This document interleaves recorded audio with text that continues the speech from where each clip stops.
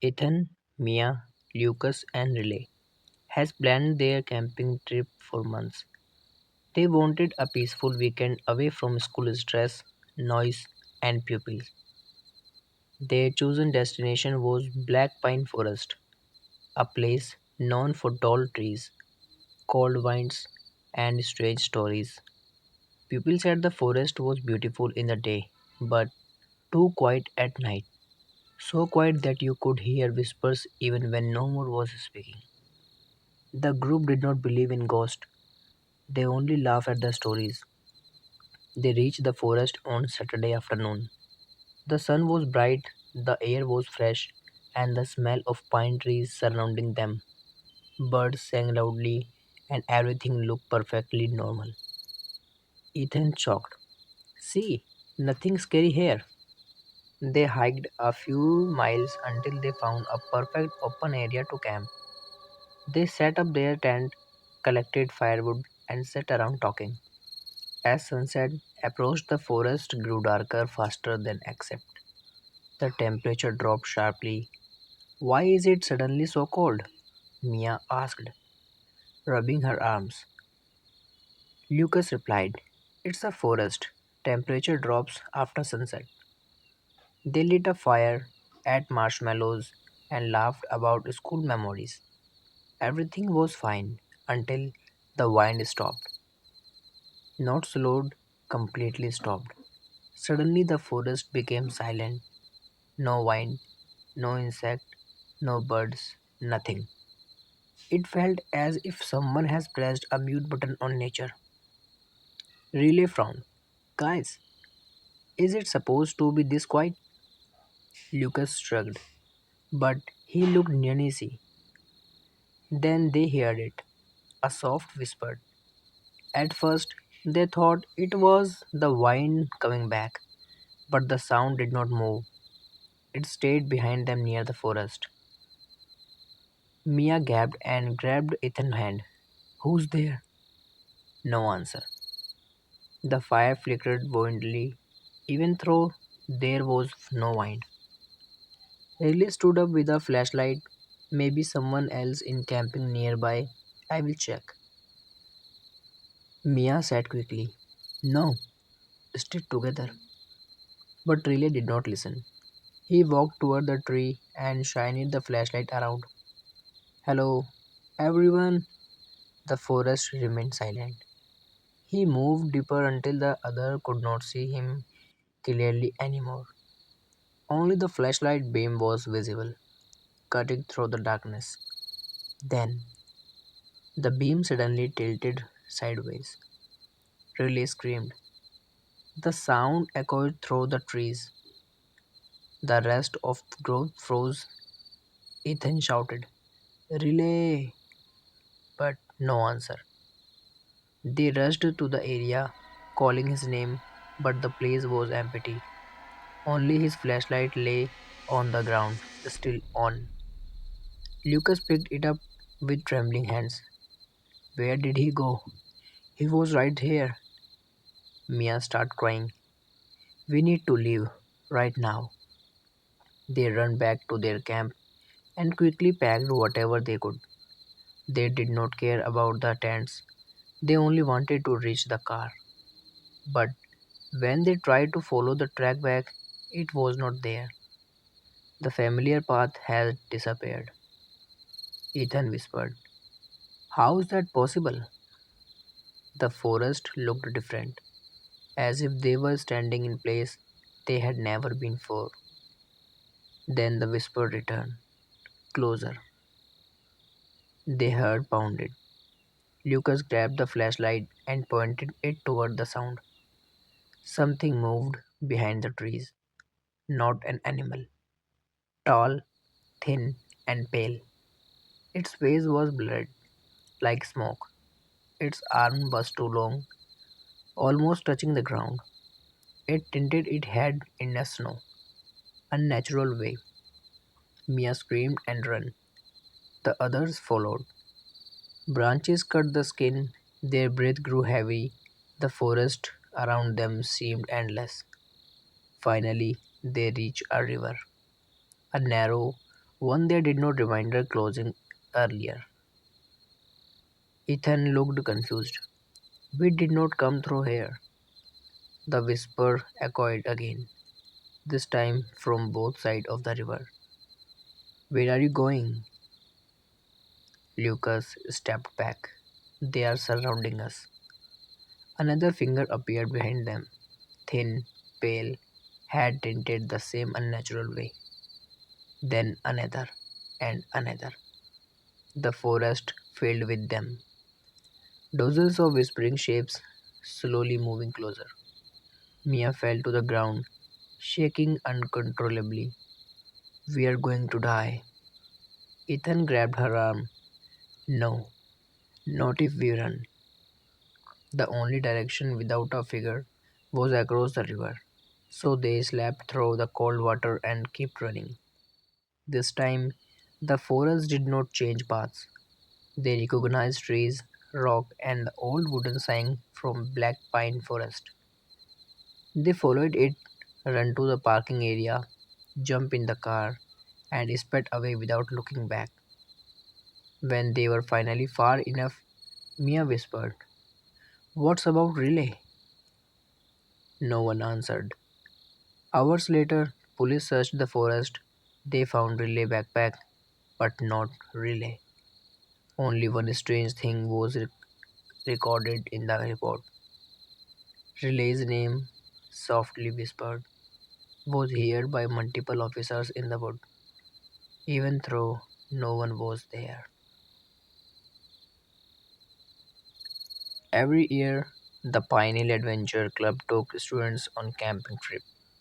This year, five students, Eva, Daniel, Roy, Jasmine, and Megan, was assigned to the last group of the season. They arrived at Nightglow Campsite, a strange name but a beautiful place. Thick forest, calm streams, and soft grass made it look like a perfect picnic spot. Their guide, Mr. Baxter, was an old man with a long beard and sharp eye. He gathered them around and said, "One rule, only one. Never let the campfire die at night, no even for a minute." Roy laughed. "Why? Scared for the dark?" Mr. Baxter did not smile. "You will follow this rule. If the fire dies, something else wake up." The students looked at each other. They thought he was joking. That night, they set up their tents, cooked noodles, and told silly stories. Mr. Baxter stayed in his small hut nearby, leaving the fire duty of them. Eva threw a log into the fire. "See, easy job." Hours passed. They started getting sleepy. Jasmine yawned. "Let's sleep." Daniel said, "We can let the fire stay like this. It would not die quickly." But they did not notice the wood was almost burned out.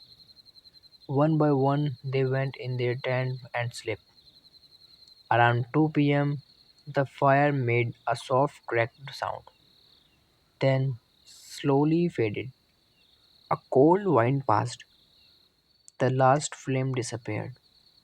Minutes later, Megan woke up shivering. The air felt too cold, too heavy.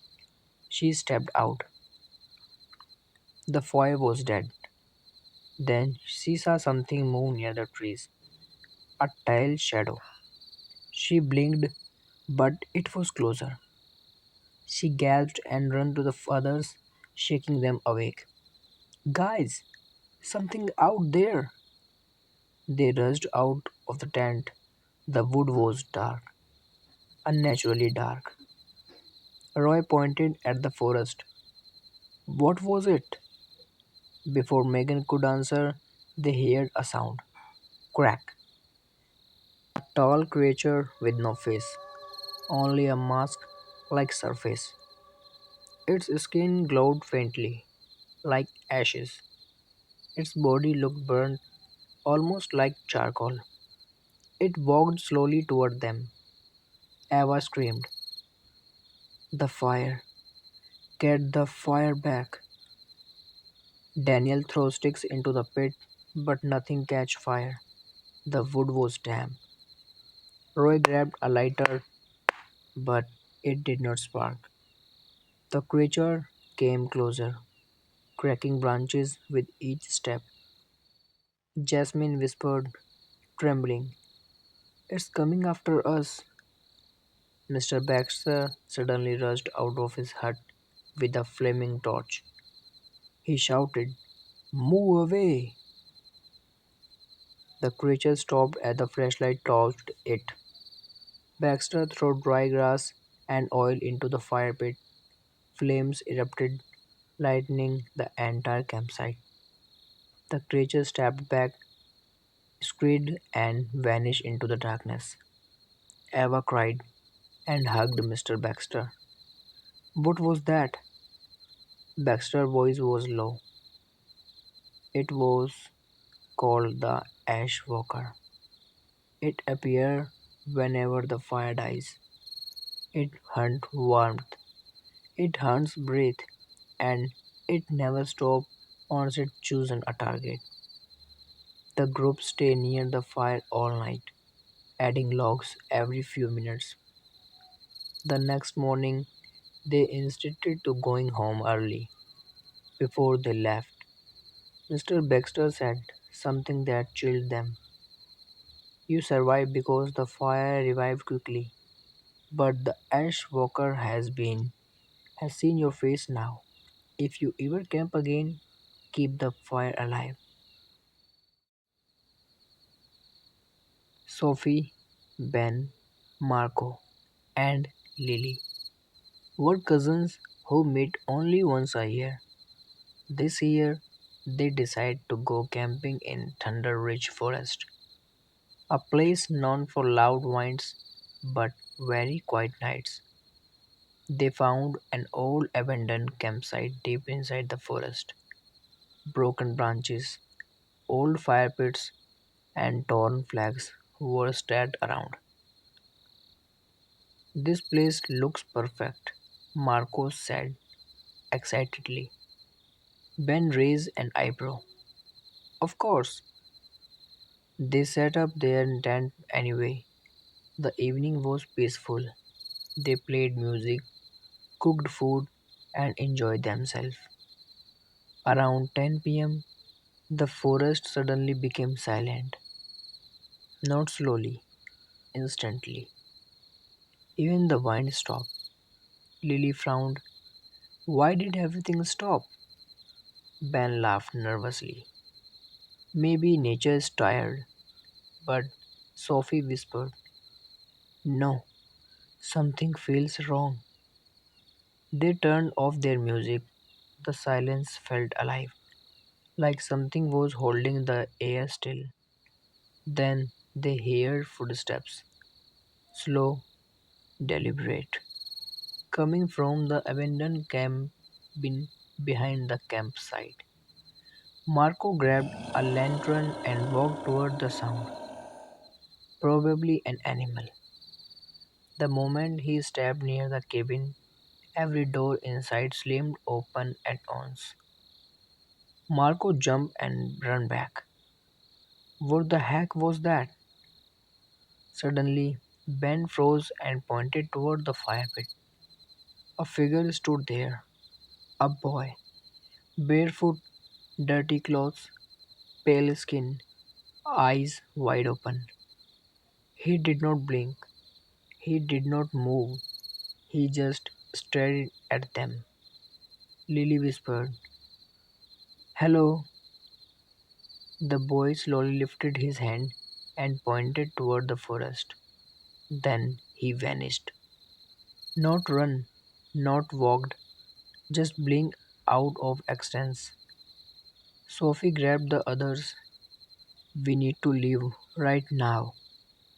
They ran their tent to pack, but when they came back to the center of the campsite, three more children were standing there, pale, emotionless, eyes wide.